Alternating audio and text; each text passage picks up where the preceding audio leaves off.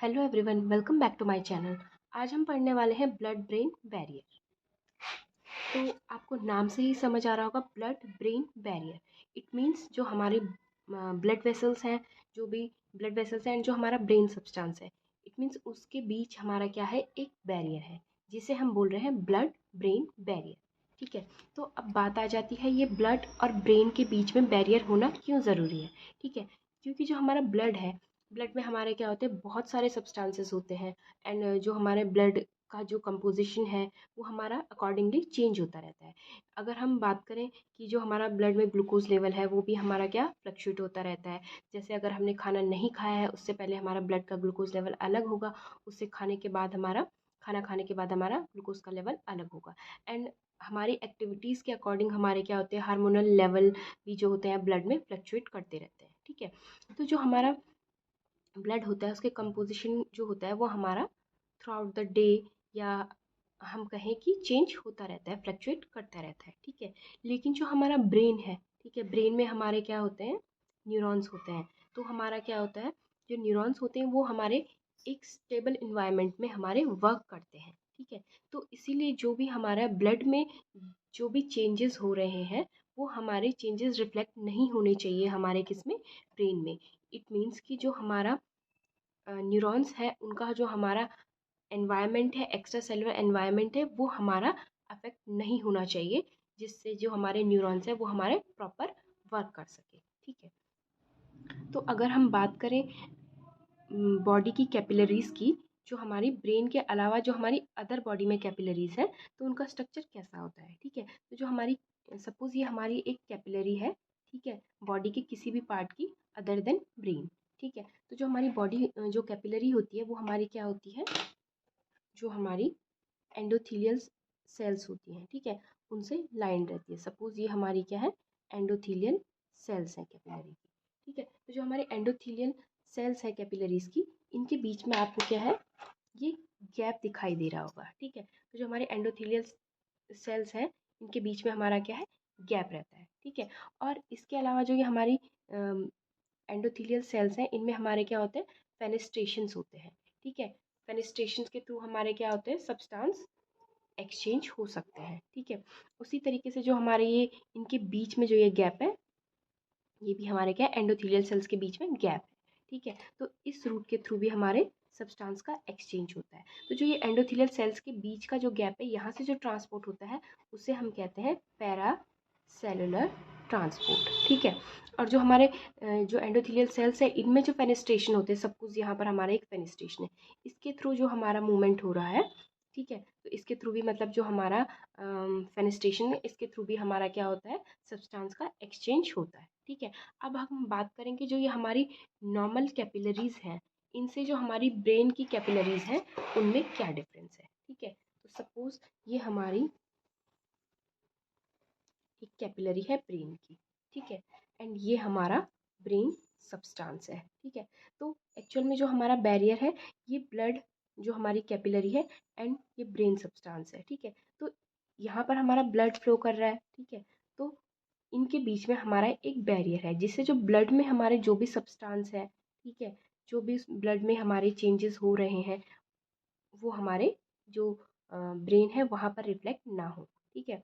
या हर चीज़ जो हमारी ब्रेन में है वो यहाँ से यहाँ ना आ सके, एंड कुछ लिमिटेड चीज़ें जो हमें चाहिए वो हमारी ब्लड से ब्रेन में आ सके। ठीक है। तो अब हम बात करेंगे इस कैपिलरी की। ठीक है। तो ये हमारी कैपिलरी है, इसमें भी हमारी क्या है, एंडोथीलियल सेल्स हैं। ठीक है। ये मैं बना रही हूँ, जो ये हमारी एंडोथीलियल सेल्स है। ठीक है। तो अदर बॉडी की जो हमारी कैपिलरीज थी, उनमें हमने देखा था कि जो एंडोथीलियल सेल्स हैं, ये और ये एंडोथीलियल सेल्स है, इनके बीच में ये हमारा क्या है, गैप है, जैसा मैंने अभी इस कैपिलरी में भी बनाया। ठीक है। लेकिन जो ये ब्रेन में जो कैपिलरी है, इसमें क्या डिफरेंस है, इसमें जो जो एंडोथीलियल सेल्स के बीच में जो ये गैप है, ये नहीं है।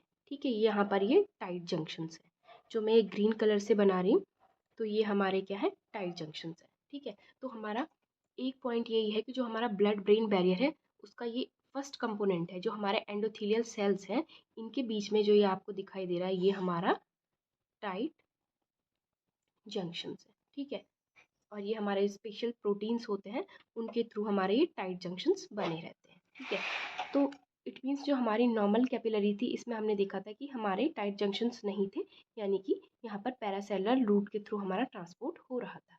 तो अब यहाँ पर एंडोथेलियल सेल्स में टाइट जंक्शंस है, तो हमारा जो पैरासेलुलर रूट के थ्रू जो ट्रांसपोर्ट हो रहा था वो नहीं हो पाएगा, है ना। तो हर सब्सटेंस हमारा ब्लड से इजीली मूव यहाँ नहीं कर पाएगा ब्रेन में, ठीक है। दूसरा अगर हम बात करें, जो हमारी नॉर्मल कैपिलरीज थी बॉडी की, मतलब दूसरी बॉडी के अदर साइड पे जो कैपिलरीज थी, उनमें जो ये हमारी एंडोथेलियल सेल्स है इनमें फेनेस्ट्रेशंस थे, ठीक है। लेकिन यहाँ पर हमारे फेनेस्ट्रेशन भी नहीं है, ठीक है, नो फेनेस्ट्रेशन, ठीक है। अब नंबर 3 अगर हम बात करें कि जैसे हमने बात करी थी कि अगर हमारा ये पैरासेलुलर रूट के थ्रू ट्रांसपोर्ट नहीं हो रहा है, ठीक है, एंड जो हमारे फेनेस्ट्रेशन नहीं है तो वहाँ से भी हमारा ट्रांसपोर्ट नहीं हो पाएगा, ठीक है। तो इसके अलावा क्या होता है हमारा, अगर सेल के थ्रू कोई ट्रांसपोर्ट हो रहा है ये, ठीक है, तो इसे हम कहेंगे ट्रांससेलुलर, ठीक है। तो जो हमारा ट्रांससेलुलर ट्रांसपोर्ट होता है वो हमारी अदर जो हमारी बॉडी की कैपिलरीज होती हैं या उन कैपिलरीज की एंडोथेलियल सेल्स होती हैं उनमें काफ़ी इफेक्टिव होता है। लेकिन जो ब्रेन की हमारी कैपिलरीज है इसमें जो ये हमारा ट्रांससेलुलर ट्रांसपोर्ट है ये भी हमारा उतना ज़्यादा इफेक्टिव नहीं होगा, ठीक है। अब अगर हम बात करें, ये हमारा यहाँ पर हम साइड में लिख लेते हैं, not effective trans cellular transport, ठीक है। इसके अलावा हम बात करें तो हमारी जो ये एंडोथेलियल सेल्स होती हैं इनकी ल्यूमिनल साइड में हमारे क्या होते हैं, पी ग्लाइकोप्रोटीन्स होते हैं, ठीक है। ये हमारे पी ग्लाइकोप्रोटीन्स होते हैं। तो ये पी ग्लाइकोप्रोटीन्स हमारे क्या करते हैं कि सपोज कोई हमारा लिपिड सॉल्युबल मॉलिक्यूल टॉक्सिन है ना, जो हमारा लिपिड सॉल्युबल टॉक्सिक मॉलिक्यूल है वो हमारा ब्लड से इधर एंटर कर गया है, ठीक है। तो ये हमारे क्या करते हैं, पी ग्लाइकोप्रोटीन इसे वापस ब्लड में बैक थ्रो कर देते हैं, ठीक है। तो ये हमारे 4 पॉइंट्स हो गए, यानी कि जो हमारा ब्लड ब्रेन बैरियर है इसमें हमारे एंडोथेलियल सेल्स जो है उनमें हमारा टाइट जंक्शंस है। दूसरा, इनमें हमारे फेनेस्ट्रेशंस नहीं है। दूसरा, जो हमारा ट्रांससेलुलर ट्रांसपोर्ट है जो थ्रू द एंडोथेलियल सेल्स होता है वो भी यहाँ पर इतना इफेक्टिव नहीं है। नंबर 4, यहाँ पर हमारे जो ये एंडोथेलियल सेल्स हैं इनके ल्यूमिनल साइड में हमारे पी ग्लाइकोप्रोटीन्स होते हैं। ये पी ग्लाइकोप्रोटीन्स क्या करते हैं कि समहाउ हमारा कोई भी लिपिड सॉल्युबल टॉक्सिक मॉलिक्यूल यहाँ से इधर हमारा आ चुका है तो ये इसको वापस ब्लड वेसल में क्या करते हैं, कैपिलरी में थ्रो कर देते हैं, ठीक है। इसके अलावा ये हमारी एंडोथेलियल सेल है तो इसके बाहर हमारी क्या होगी, बेसमेंट मेम्ब्रेन भी होगी। तो यहाँ पर हमारी कंटिन्यूस बेसमेंट मेम्ब्रेन होती है। इसके अलावा हमारा क्या होता है कि जो हमारे ये बेसमेंट मेम्ब्रेन के बाहर हमारे क्या होती है, एस्ट्रोसाइट सेल्स होती हैं। तो जो एस्ट्रोसाइट सेल्स होती हैं इनके फूड प्रोसेसेस भी हमारे इस तरीके से बेसमेंट मेम्ब्रेन के बाहर से लगे हुए रहते हैं, ठीक है। तो ये जो हमारे फूड प्रोसेसेस होते हैं एस्ट्रोसाइट सेल्स के, ठीक है।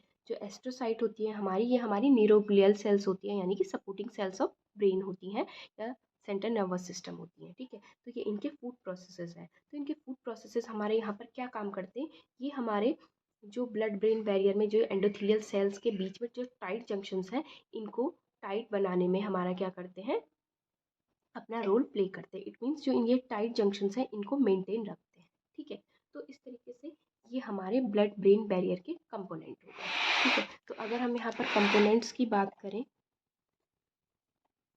ऑफ ब्लड ब्रेन बैरियर, तो नंबर 1 इट मीन्स कि हमारा कंपोनेंट मीन्स जो हमारे नॉर्मल ब्लड कैपिलरीज हैं बॉडी की अदर पार्ट्स में, एंड जो हमारे ब्रेन में जो कैपिलरीज हैं उनमें हमारा क्या डिफरेंस है, ठीक है। नंबर 1, इसमें क्या होते हैं, हमारे tight junctions are present between endothelial cells, ठीक है। नंबर 2, नो फेनेस्ट्रेशंस, ठीक है। जो हमारे एंडोथेलियल सेल्स हैं उनमें हमारे फेनेस्ट्रेशंस नहीं है। नंबर 3, जो हमारे क्या कहते हैं, जो ट्रांससेलुलर ट्रांसपोर्ट है इज नॉट सो इफेक्टिव, ठीक है।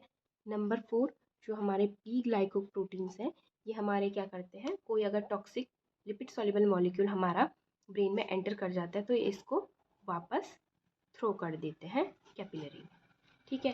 And number 5, food processes of astrocyte, ठीक है। तो ये है हमारे component of blood brain barrier. तो ब्लड ब्रेन बैरियर के ये कंपोनेंट है और इसका फंक्शन क्या है, फंक्शन इसका यही है कि जो हमारे ब्लड में जो भी चेंजेस हो रहे हैं इसके कंपोजिशन में, वो डायरेक्टली हमारे क्या हो, ब्रेन के एनवायरमेंट, जो भी हमारे न्यूरॉन्स हैं उनके एनवायरमेंट को अफेक्ट ना करें, यानी कि वो चेंजेस हमारे यहाँ पर रिफ्लेक्ट ना हो, बिकॉज जो हमारे न्यूरॉन्स होते हैं वो एक स्टेबल इन्वायरमेंट में वर्क करते हैं, ठीक है। तो ये हमारा, और क्या करते हैं, इसको प्रोटेक्ट, इसका एक दूसरा फंक्शन प्रोटेक्शन भी है। अगर हमारे ब्लड में कोई भी एंडोटॉक्सिन्स है या एक्सोटॉक्सिन्स है तो वो डायरेक्ट हमारे क्या हो, ब्रेन में पास ना हो या ब्रेन में एंटर ना करें, ठीक है। तो ये था हमारा ब्लड ब्रेन बैरियर के कंपोनेंट एंड इसके कुछ मैंने आपको फंक्शंस बताए। अब नेक्स्ट वीडियो में हम डिस्कस करेंगे कि कौन कौन सी चीज़ें हैं जो हमारे ब्लड ब्रेन बैरियर को क्रॉस करती हैं और कौन कौन सी चीज़ें इसे क्रॉस नहीं कर पाती हैं। एंड आपने ब्लड CSF बैरियर भी सुना होगा, तो नेक्स्ट वीडियो में हम ये भी डिस्कस करेंगे कि ब्लड CSF बैरियर क्या है and blood brain barrier and blood CSF barrier में हमारा डिफरेंस क्या है। अगर आपको मेरा ये वीडियो पसंद आया हो तो लाइक करें, शेयर करें, मेरे चैनल को सब्सक्राइब करें। Thanks for watching.